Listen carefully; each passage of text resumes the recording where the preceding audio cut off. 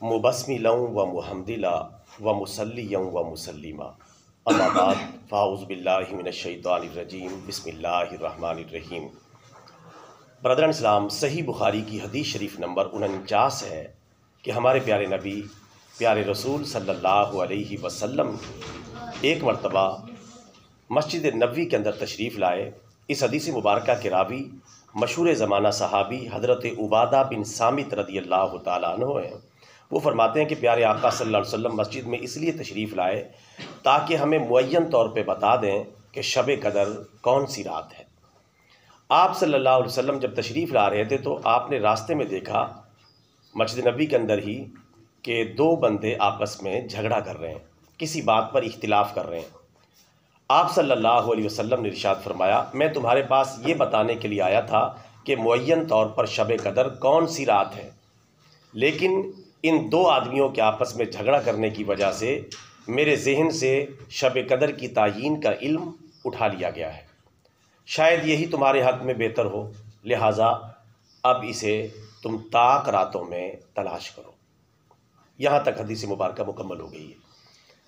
برادران اسلام، اس حدیث مبارکہ کے مضمون پر ہم غور کریں کہ آپ صلی اللہ علیہ وسلم تشریف لائے تاکہ بتائیں کہ شب قدر معین طور پہ کون سی رات ہے، تاکہ یہ بتا دیں مسلمانوں کے لیے اور آسانی پیدا ہو جائے۔ لیکن دیکھا کہ دو مسلمان آپس میں جھگڑ رہے ہیں اور ان کے جھگڑے کی وجہ سے آپ صلی اللہ علیہ وسلم سے یہ علم اٹھا لیا گیا اور امت کے لیے تعیین کا جو چانس ایک بنا تھا وہ ختم کر دیا گیا، کیونکہ وہی چل رہی تھی اس وقت، وہی کا زمانہ تھا۔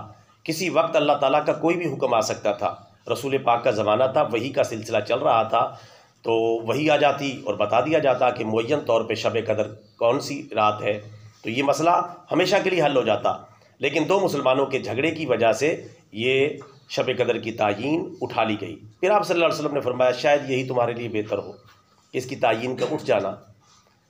اس کے اگرچہ بڑے فوائد بھی ہیں، کیونکہ اگر کوئی رات معین ہوتی ہے اور اس میں کوئی گناہ کرتا تو اس کا عذاب بھی بڑا سخت ہوتا۔ اب چونکہ معین نہیں ہے، بے خبری میں ہو جاتا ہے تو گناہ تو ہوتا ہے لیکن اتنا نہیں۔ معین ہو جاتی، بالکل فکس ہو جاتی کہ یہی رات ہے، اور پھر اس میں کوئی بندہ جان بوجھ کے گناہ کرتا تو اس کا خمیازہ بھی اسے بہت زیادہ سخت بھگتنا پڑتا۔ آپ نے فرمایا، اس لیے فرمایا شاید یہی تمہارے حق میں بہتر ہو، لہٰذا اسے طاق راتوں میں تلاش کرو۔ طاق راتیں کون سی ہیں؟ 21ویں، 23ویں، 25ویں، 27ویں اور 29ویں رات۔ اب 3 راتیں تو گزر چکی ہیں طاق راتیں، ان میں صرف 2 طاق راتیں باقی ہیں۔ ایک آج آنے والی رات ہے 27ویں رات، اور اس کے بعد آخری طاق رات ہے 29ویں رات۔ ان کے اندر فرمایا کہ اب تلاش کرو۔ تو برادران اسلام، یہاں قابل غور جو باتیں ہیں وہ یہ کہ دو مسلمانوں کے آپس میں جھگڑے کی وجہ کتنی سخت لی گئی کہ شب قدر کی تعیین کا علم ہی اٹھا لیا گیا۔ پتہ چلا مسلمانوں کو آپس میں جھگڑنا اللہ کو بڑا ہی ناپسند ہے، رسول پاک صلی اللہ علیہ وسلم کو بڑا ناپسند ہے کہ ان کے جھگڑے کی وجہ سے شب قدر کی تعیین اٹھا لی گئی۔ جب دو مسلمان آپس میں جھگڑیں تو یہ حالت بن جاتی ہے اور یہ خیر اٹھ جاتی ہے، تو جب سارے مسلمان ہی آپس میں جھگڑ رہے ہوں، سیاست کے نام پہ، مذہب کے نام پہ، کسی اور نام پہ، اور عام مسلمان ہی نہیں، دیندار طبقہ یا جو ہمارا حکمران طبقہ یا جو سمجھدار طبقہ ہے وہ آپس میں جھگڑ رہا ہو اور ایک دوسرے کی ٹانگیں کھینچ رہے ہوں، ایک دوسرے کی پگڑیاں اچھال رہے ہوں، ایک دوسرے کی عزت کا جنازہ نکال رہے ہوں، اور اس کو بڑی سعادت سمجھ رہے ہوں کہ میں نے فلاں کو بڑا نقصان پہنچا دیا ہے، میں نے فلاں کی جو ہے منجی ٹھوک کے رکھ دی ہے، میں نے فلاں کو جو اتنا نقصان پہنچا دیا ہے، میں نے فلاں کو جو ہے نا گرا دیا نیچے۔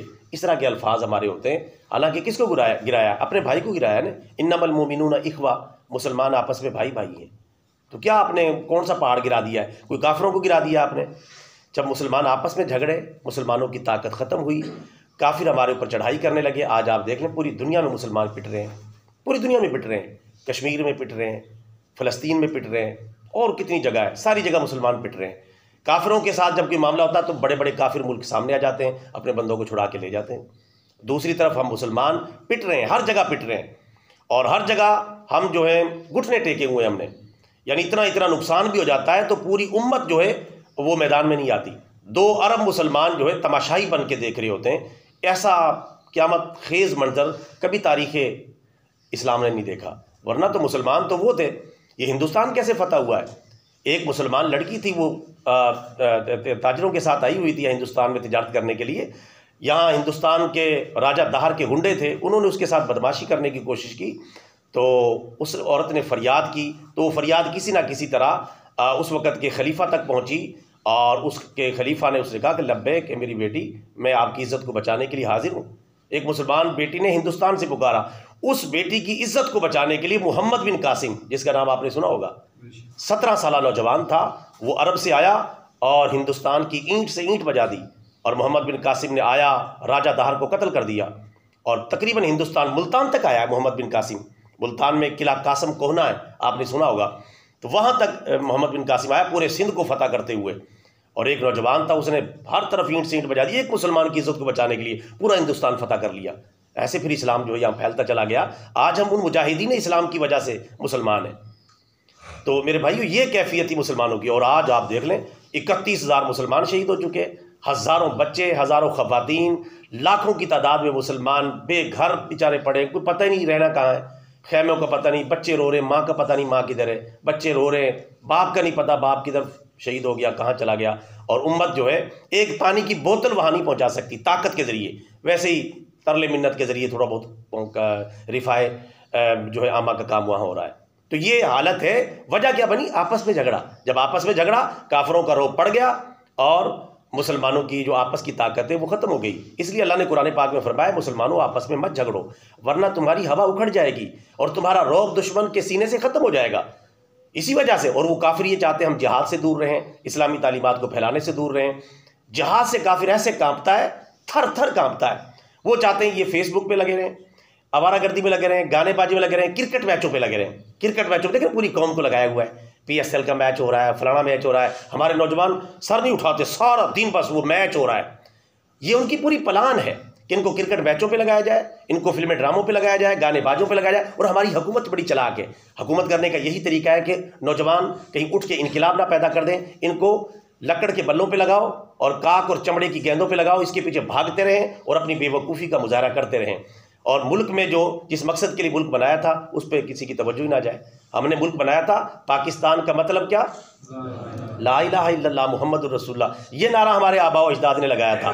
آج ہم پوری قوم کھیل تماشے پہ لگی ہوئی ہے، اور یہ انٹرنیٹ کی رپورٹیں کہ سب سے زیادہ آوارگی انٹرنیٹ پہ پاکستانی قوم کرتی ہے، یہ باقاعدہ کہ میڈیا کی رپورٹیں، عالمی میڈیا کی رپورٹیں، سب سے زیادہ ہماری نوجوان نسل تباہ و برباد ہو رہی ہے، اور کرکٹ میچوں پہ ان کاموں پہ لگایا ہوا ہے۔ ہمارے ہیرو بھی فلمی اداکار گلوکار ہمارے ہیرو بن چکے ہیں، کرکٹ میچ کھیلنے والے یہ جو کرکٹر ہیں وہ ہمارے ہیرو بن چکے ہیں۔ ہمارے ہیرو تھے محمد بن قاسم، ہمارے ہیرو تھے ٹیپو سلطان، ہمارے ہیرو تھے محمود غزنوی، ہمارے ہیرو تھے خالد بن ولید، ہمارے ہیرو تھے یوسف بن تاشفین، ہمارے ہیرو تھے مجاہدین اسلام میجر عزیز بھٹی اور دیگر مجاہدین اسلام، وہ ہمارے ہیرو تھے۔ آج جہاد کو دہشت گردی بنا دیا گیا اور مسلمانوں کو دہشت گرد بنا دیا گیا ہے، اور اس وجہ سے مسلمان اب جہاد سے بھاگتے ہیں۔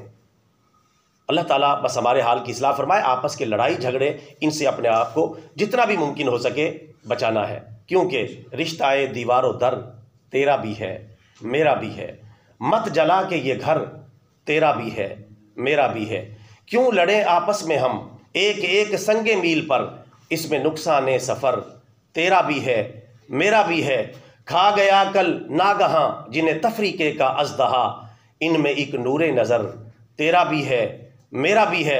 اور ڈاکٹر اقبال نے کہا تھا منفعت ایک ہے اس قوم کی، نقصان بھی ایک ہی سب کا، نبی دین بھی ایمان بھی ایک، حرم پاک بھی اللہ بھی قرآن بھی ایک، کچھ بڑی بات تھی جو ہوتے مسلمان بھی ایک، فرقہ بندی ہے کہیں اور کہیں ذاتیں ہیں، کیا زمانے میں پنپنے کی یہی باتیں ہیں؟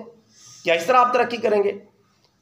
خدا کے نام پر سر کو جھکا لیتے تو اچھا تھا، نبی کے نام پر گردن کٹا دیتے تو اچھا تھا، مسلمانوں تمہیں اس فرقہ بندی نے مٹایا ہے، اگر ایک راہ تم اپنی بنا لیتے تو اچھا تھا۔